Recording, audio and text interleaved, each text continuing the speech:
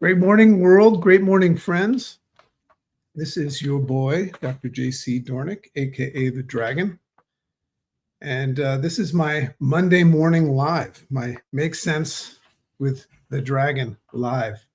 And its purpose is to just take that first day of the week and allow people to come together and place that program conditioned version of yourself that tried to boot up like a computer this morning and trying to boot up like a computer this morning, and just put it on pause. Just say, hey, I'm sure you're going to muscle your way in here in a second, but right now, just hold your horses and let me sit with the dragon here for a second and allow for a new perspective. Let's look at life through a different lens, allow for a different vantage point at which we look at life today, and create this space where we have an option of choosing the way we want to look at things. One of our core tenets is that if you change the way you look at things, the things you look at change. I love that one. So that's what we're going to do here as I light my incense. A lot of people have asked me if I'm smoking or something like that when I'm in here. No, I'm not getting high. That's just incense. I don't know. Do you like to light incense? So I want to give a warm welcome to anyone that's watching this live. We're streaming this to one of our Facebook pages, but also to Substack. So give a shout out to, I see Paul, I see Trisha. Great morning, Trisha. James. All these fun Substack names like Bear Sage. Oh, there's my friend Celia. Good to see you. Love when people are coming in from different countries. Matthew. Oh, look, Godzilla's here. Godzilla Jones the Third.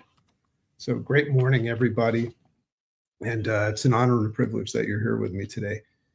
So just one quick thing. You'll notice that part of my kind of brand is that I wear these glasses. But typically I'm wearing what I call my Make Sense glasses, but my Make Sense glasses broke. These are the ones that say Make Sense on them, which is a good thing for all of you because I'm about to go order a whole new shipment of them, a couple hundred of them. So if anybody wants some Make Sense glasses, just indicate it and maybe I'll send you some, or we'll put them on the internet for you guys to get. But what's interesting about the Make Sense glasses is they have no lenses, because I've gotten to a place in my life where I just don't think I need them. I don't want an outside force dictating the way I look at things. So that's kind of my thing. So they broke, but I went to see a movie last night with my daughter in 3D. And we saw the Great Morning, Lori. Great morning, Louise.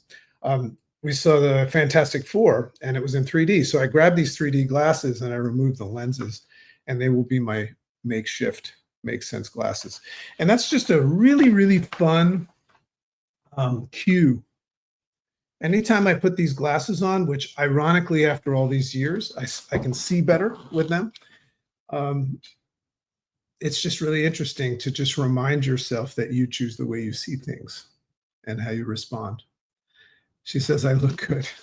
It's funny you say that because my daughter just said, you're not going to wear those today. And I said, you know the answer to that question, my sweetie. All right, so let's do this. I'm just in love with this topic of authenticity. And as you can see, I'm in the podcast studio. So this is going to end up in its polished, shorter version on the Make Sense with Dr. JC podcast, which insanely is getting over 200,000 downloads a month right now. So if you're not subscribed to that and you like anything that I ever have to say, and you like the idea of grabbing a new, fresh perspective, go on over to any of the platforms, Spotify and iTunes, and subscribe for free to the Make Sense with Dr. JC podcast. Great morning to you, Byron. It's cool. I'm starting to recognize some of the names of people. Don't necessarily know where all of you are from, but it's good to see you here. And it seems to be growing. Okay, so let's get into this. Let's have some fun here. So I call this unapologetically authentic. So sit with that for a second. And that is the power of not being for everyone. What a power move to just feel okay with not being for everyone. Are you in a place like that in your life? So there's this moment. It's kind of like a quiet moment. It's not loud, but unavoidably apparent. It's not overly dramatic, but it's one that you feel deeply, one of those moments. And as author Stephanie Tyler describes it, it's a quiet thrill. I love that idea of a quiet thrill. Shh, I just had an idea. And it may be, in fact, and I think we'll uncover that today, one of the most liberating discoveries of your life. I just want to give a shout out to this. I believe she's a Substack author, Stephanie Tyler, um, in our live broadcast right now. So I'm gonna give her credit in the blog about this. But Stephanie wrote a great article that was part of the inspiration for this and a lot of other resources. So I just want to give a shout out to Substacker Stephanie Tyler. So let's talk about something. Here's an interesting distinction, and I call it the social algorithm and the self. So we know algorithms have with what they have to do with social media and things like that. And there's an algorithm to writing platforms like Substack as well. It's really interesting because we spend a lot of time trying to figure out the algorithm for selfish needs, but there's also an algorithm that is quietly going on inside of you that's been programmed from the outside in. It's your conditioned mind, right? So here's a cool distinction that's important in this idea of living authentically. So arm yourself with the awareness of something right now, and that is what's actually what's actually around you. So take a look at some things around you, not just like nature and like my desk and things like that, but arm yourself with the awareness of society and culture for a second. And you could just kind of throw a on that. So just open your Instagram, flip through a popular magazine, and maybe sit in and audit your child's classroom. It's interesting to think about what our kids are getting locked in these boxes and learning this stuff. What is it that they're learning? We kind of say, hey, did you do your homework? And they're like, yep, and say, good. But I mean, like, if you ever take the time to see what's being taught in classrooms and you're somebody that's well read and you're up on things like neuroplasticity and neuroscience and you're open and curious to new data, you'll see that our kids are being taught old stuff that's no longer relevant. So anyway, take note of that. Arm yourself with the awareness. Turn on the TV if you dare. Scroll through the news and the headlines. We don't do that here, but if you do, right, you'll see some things. You'll start to see this algorithm that's outside in. Listen to the tone of your favorite trending podcast. Your tone, right? I like to think that this is a trending podcast, but I wonder sometimes. I kind of pause and I ask myself, is my podcast trending and becoming more and more likable as a result of fitting into society or as a result of not? Not that I'm looking to disrupt, but I just say, interesting. So ask yourself, what does our society tell us is desirable? Fascinating question. What does our society tell us is desirable, likable, or lovable? What should we like, love, or desire according to what society is telling us? All those things I mentioned. So remove the need to judge or label, but just listen for the sake of arming yourself with the awareness of it. I think the biggest power move that a human can make in this world is to arm themselves with the weapon of awareness, just to be aware. Because you'll notice that we've all made our minds up about things that somebody else pretty much made up. So if you're open and curious and you arm yourself with the awareness of positive and negative and all of these things, you'll find some really interesting insights. So if you do that and you're aware, you'll see that it broadcasts an algorithm, a curated collection of traits and trends deemed worthy. I think that's just interesting to look at. Worthy of being followed, praised, and loved. This is what you should follow, praise, and love. I see it happening on Substack as well. And I partake in it, if I'm being honest. I'm not perfect. Far from it. So while at the same time, it's causing an internal state of worry and concern about what? About what aspects of what's being projected we should like, love, and desire. What aspects of it you differ from and your true self, right? You ever get that feeling inside, and you'd have to be really, really honest and transparent, of noticing how you don't fit into society. And you might, have this system of saying, hey, it doesn't matter, I'm my own person. But that knee-jerk reflex will show you the internal algorithm of the self. So muster up the courage to ask yourself another question. When you're being your true, authentic self, and that's the one that feels comfortable in your own skin, not one that feels comfortable when you're living in someone else's skin. Ask yourself, do you fit into the algorithm of society? And then ask if you even want to fit into society. You might feel this desire and need to, but when you ask your conscious, do I want to be like everyone else? Can you detach from some of the material things that you desire? Or can you recognize that you're simply doing what most people are doing and playing the part as it's been fed to us and dictated, right? As it's been defined by popular demand. So please know that there is no shame if you notice that. And if you're honest, you will, just like I just did. So there's no shame in that. And I recognize that I've probably most likely spent most of my life with good intentions in that state of playing the part of authentic. It's interesting, just one quick remembrance right now. I did humanitarian work for many, many years, 15 years. I was in the earthquakes in Haiti, and I was getting all this praise, humanitarian of the year, on these big stages and everything like that. And at the time, that I was doing it because I was just in service to humanity. But what I didn't know is that I was also doing it because it made me feel good about myself. And it made people think that I was a good person. Isn't that interesting? That was a tough one for me to recognize. So we're very open and curious and honest on this show, right? So how am I supposed to be? How are you supposed to be? It's an interesting question to ask yourself. So let's look deeper. Many of us are becoming increasingly familiar with the primary programmers. I call them our MFTPSE, Mother, Father, Teacher, Preacher, Society, Evolution.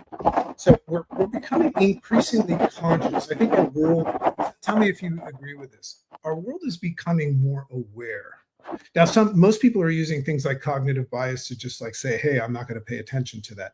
But I just feel like our society and our world is becoming more aware of things. One of those things is that we're becoming aware of our programmers, of our perceptions, right? Our mother, father, teacher, right? So these are the people in our formative years that just told us things, and because our brains were developing, we didn't know any better, which is okay. Right? So you have to be aware of that. You have to be aware of that because that's affecting the way you look at things and respond to things today. However, there's two more members of the programming team that points out, and I mentioned them briefly, programming squad, and they often go unnoticed, and those are society and evolution. So what I'm saying there is that society, which you're living in right now, we kind of brushed on that before, and the paying forward of evolution of man and natural selection and all that stuff, those things are playing a role in your algorithm as well and dictating what it means to be authentic. See, what I'm trying to do here is just help you see that when somebody says, are you authentic? Do you think that person's authentic? Just to be able to pause and say, how do I know what authentic means? And am I being authentic, or am I playing the role of authentic as society has dictated it?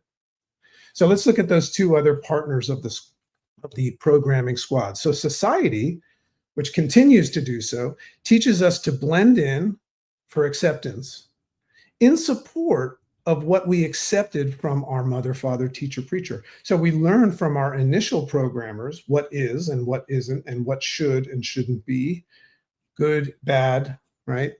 Authentic, inauthentic. And then what we do is we build ourselves into society, and we not only fit in, but we build a tribe around us that supports what we believe.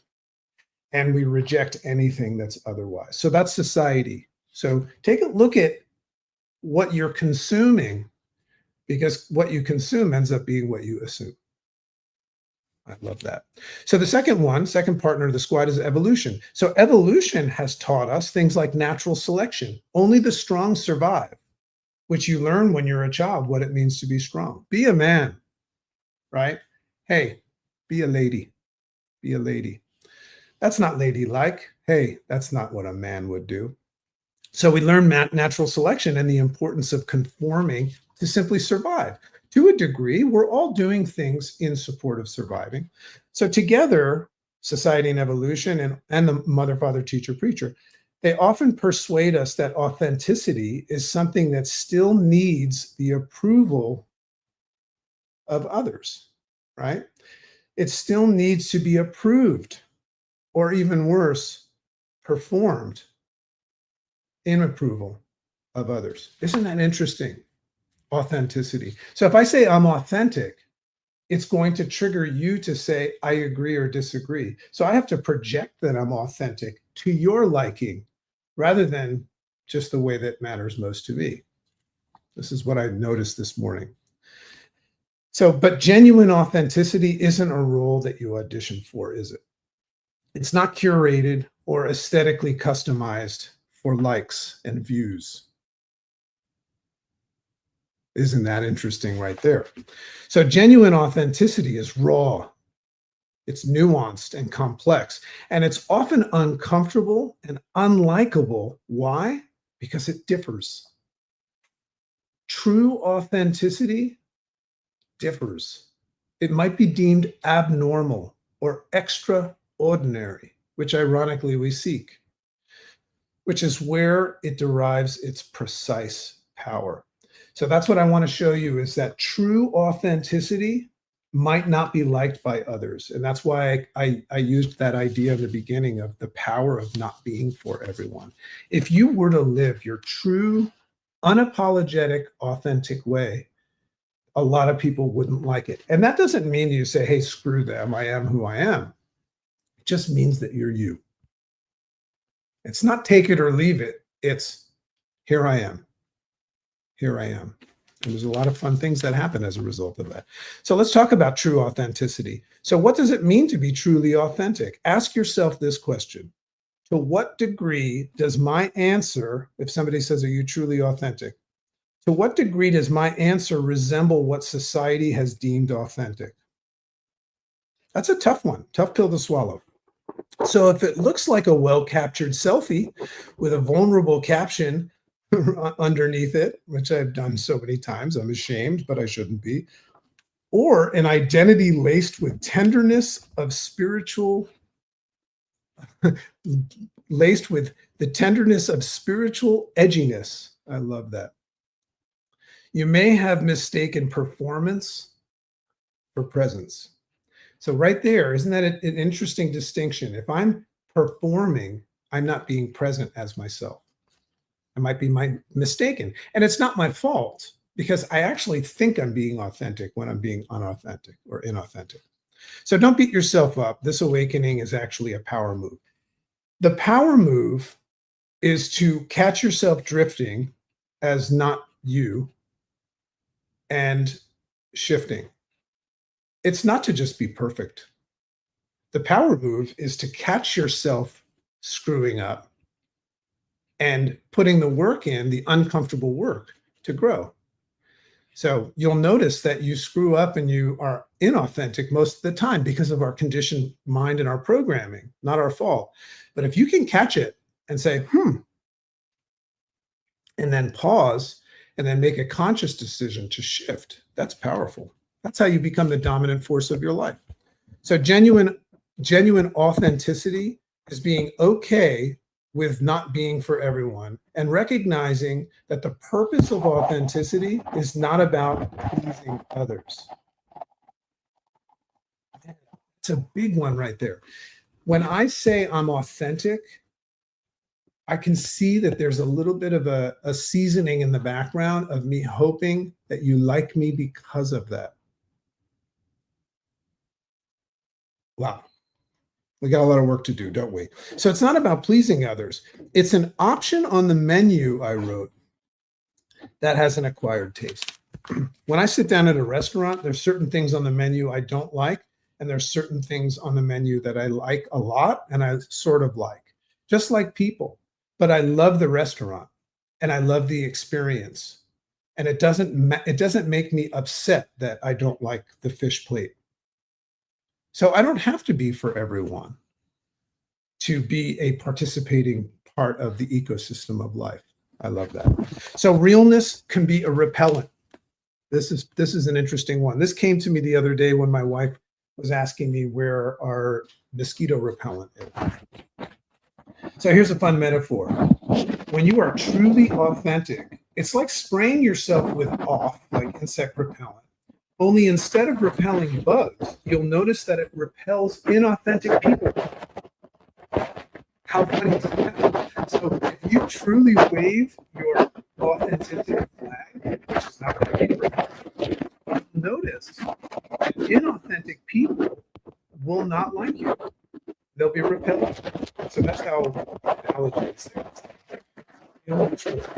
So it has no smell, but it sends out a silent signal that says, if you're only here for the role most intended to play, I may not be your bag. I might not be your bag, maybe. And I just want to let you know that. So the repellent may come as a shock at first, especially the role players. And remember, role players don't know role players. I have played the role of authenticity in my life and actually felt like some sort of just prophet or something. So remember, a role player doesn't know they're a role player, so don't tell them because you've just created a rift. So it'll come as a shock, your authenticity to the role players. And that's the likes of someone in a large company owning, or that's the likes of somebody in a large company openly sharing the secret.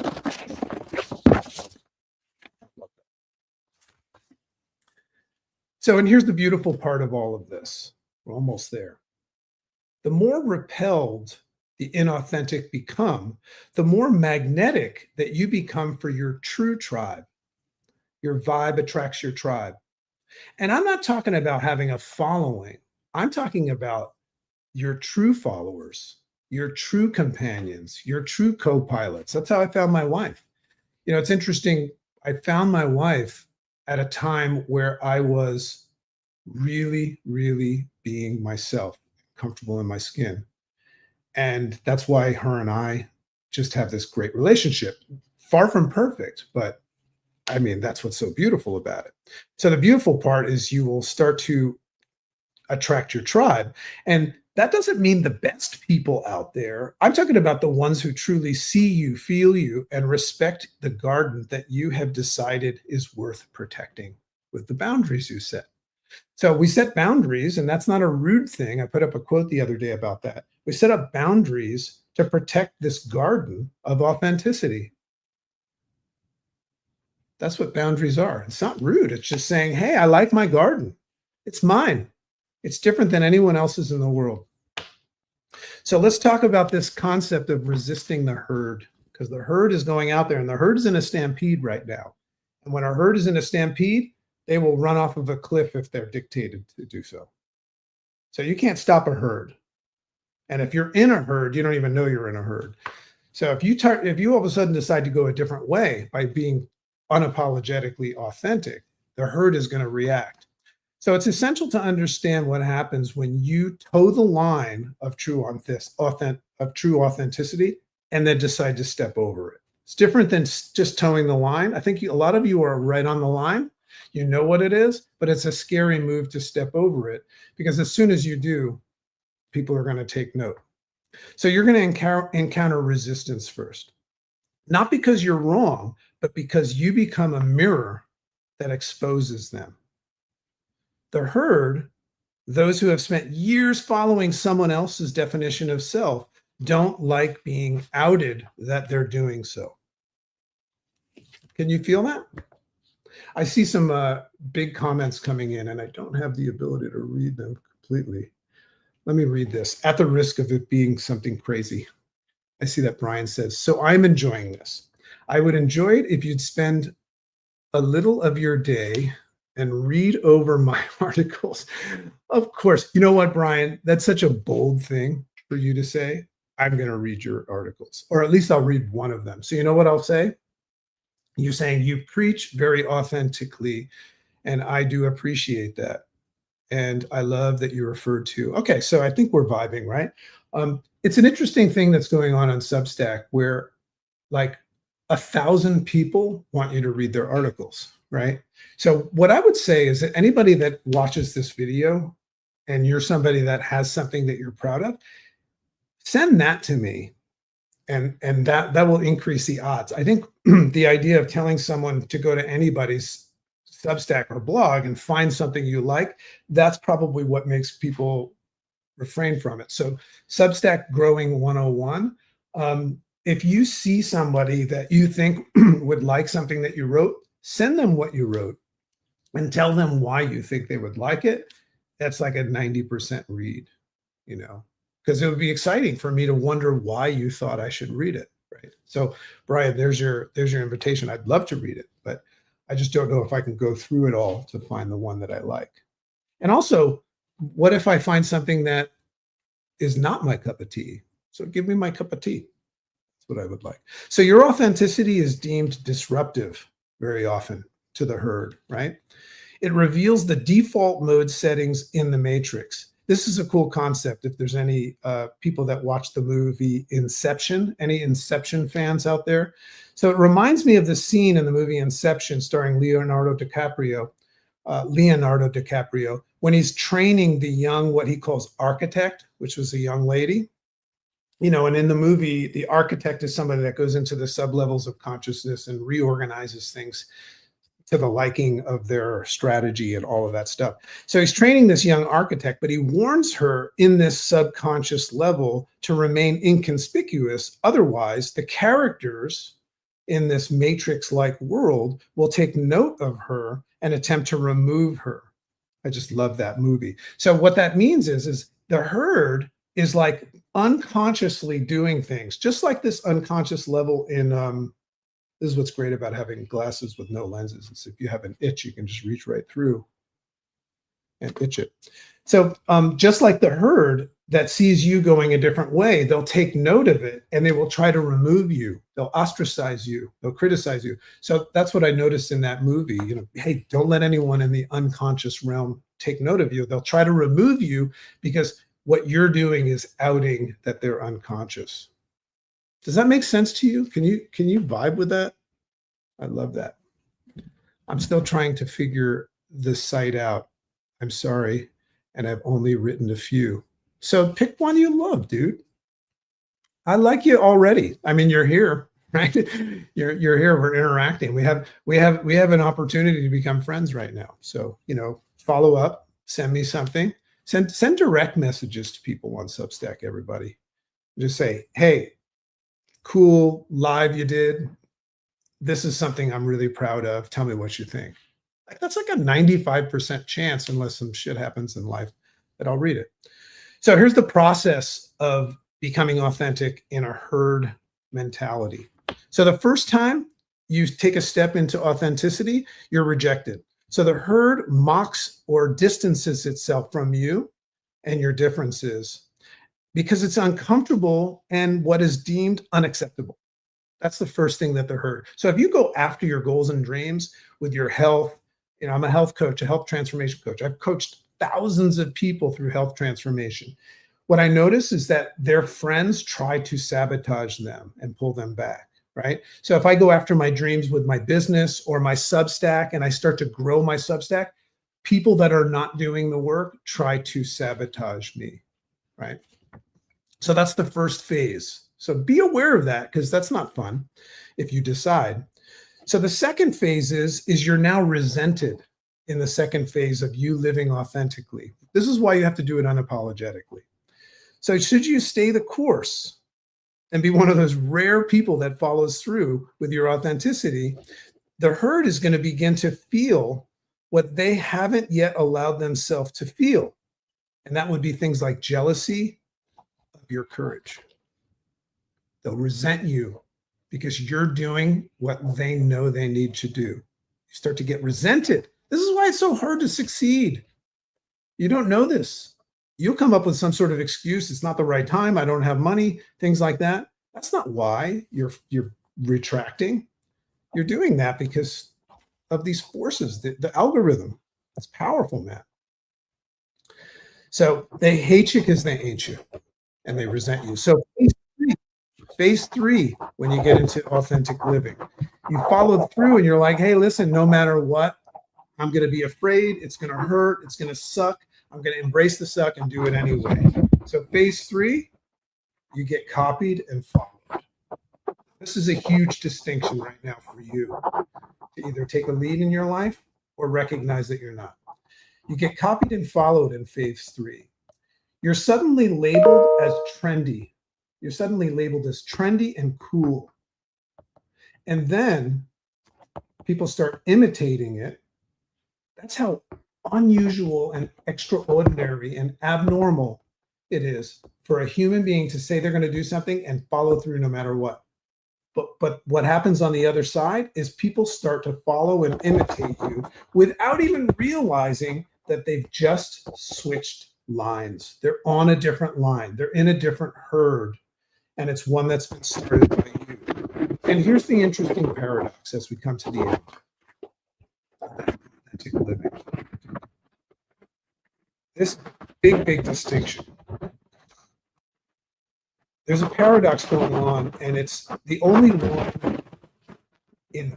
It's only the person in the front of the line that is not.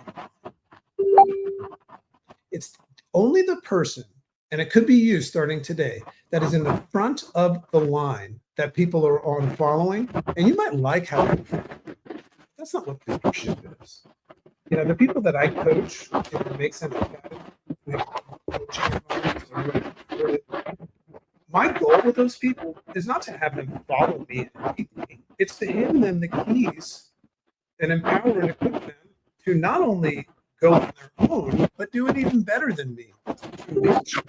So having a following is not powerful. This following I'm growing in my podcast and in my Substack, I don't want to keep that following and have them follow me off. I want to learn, I want to empower those people and hand them the keys to go out there and do their own thing, but do it even better than me, so that the world can be a better place for virtual. So let's talk about that. Authenticity is not a rebellion for its own sake. It's a return back. This is nothing new, guys. This is inside of us all. Authenticity is not a new discovery. It's a return back home to remembrance. And that's to the algorithm that resides inside of you. The one that doesn't need social proof or collective consciousness, or collective consensus. When you tune in internal code, we're getting a lot of pings on that.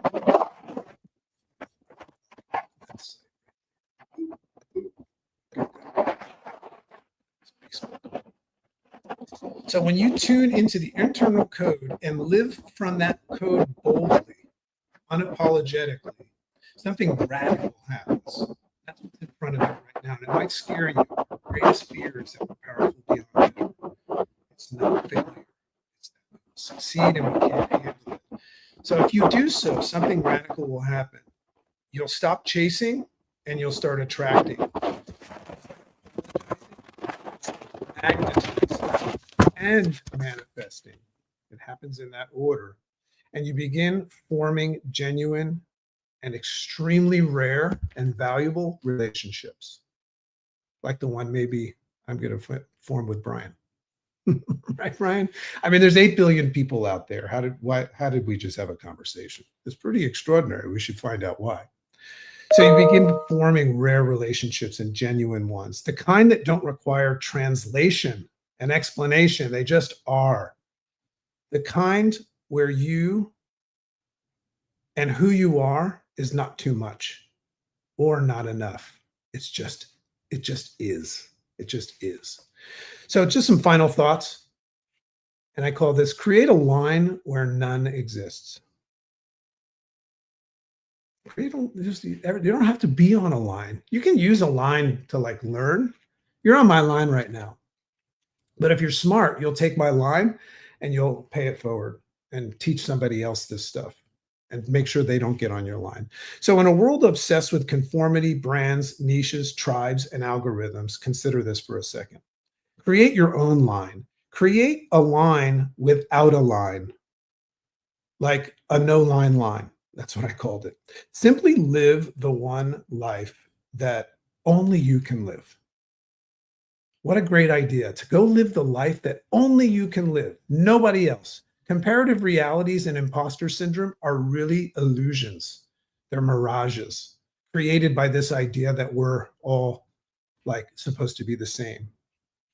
You'll find that your tribe finds you. You don't have to go out and find your tribe, your love, your partner.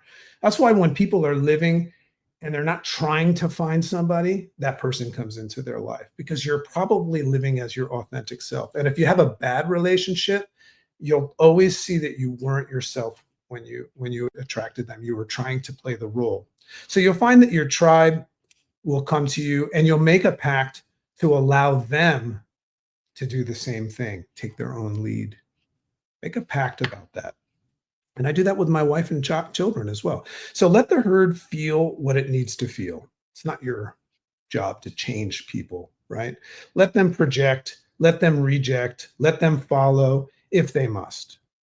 You will be attractive when you start emerging from the sleepwalking masses. That's going to happen. And you might like it for a little bit. Your ego might like it. Let it happen. But be conscious and say, and be aware of all this stuff and do the right thing by yourself and others because you're going to stay the course. Because when you live unapologetically, authentically in your life, you don't just find your calling, you become it. Make sense? So that is our live this Monday morning. So remember, if you learned something today, I encourage you to give it away. That's the only way it's going to stay. And what that means is take what you learned today and put it into play. I want to say something else that rhymes with that, but I won't. I love and appreciate you all. I'll see you next Monday. Follow the Make Sense with Dr. JC podcast. I love and appreciate everybody that's supporting me in Substack. Now you know what my intentions are for you is that you go build a Substack that's bigger and better than mine. So I'm always interested in collaborating and lifting other people up within the abilities of me living a life that matters most with my family. I don't have time to read thousands of things a day. And I just love everything that this day offers us in the realm of possibilities and opportunities. And I hope that you can see it as well. So see you next time. This episode will be much shorter and cleaned up on the podcast. This video will live on Substack. So if you care to share, feel free to do so. I think the message is clean. Love and appreciate you, and I'll speak to you on the other side. Bye-bye.